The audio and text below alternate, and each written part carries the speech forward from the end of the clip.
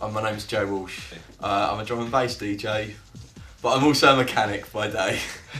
Everyone that I know sort of in the drum and bass scene in Bournemouth and whatever knew that I was mixing, but no one had heard me. And it wasn't until I did the True Fiktion session that people actually heard me. So without that, no one would have heard me. I probably wouldn't have had the courage to upload any mixes, and I'm doing that quite a lot now. And I'm starting to get bookings, so there's pretty much not a day that goes past I don't put the 1210s on or my CDJs and have a blend. It's just, I want to hear my music, so you can go and buy some cheap vinyl turntables that will work just fine, and you can have a good mix. You can buy a cheap mixer, you can buy cheap CDJs, and you can enjoy it. You don't have to have the best equipment to do it at all. Anyone can do it really, as long as you've got some sort of rhythm, some sort of knowledge of music and understanding of how to do it. Then anyone can do it really. There's not that many. I don't think there's particularly an oversaturation of DJs in Bournemouth. There's not enough producers. There's more DJs than producers.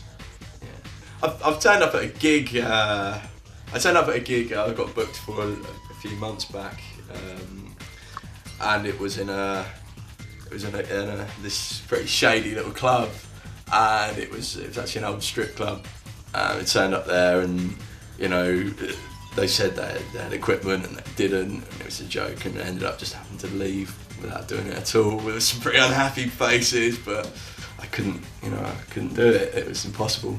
There's a lot of good DJs, but there's not that many outstanding producers.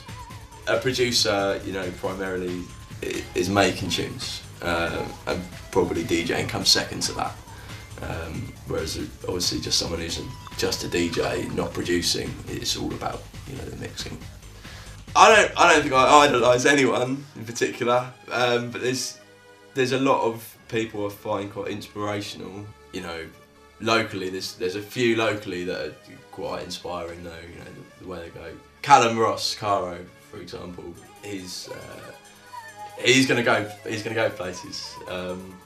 But like Whitey too, and Harry Judder, especially his production's brilliant. There's a lot of drum and bass faces in Bournemouth that are gonna go places.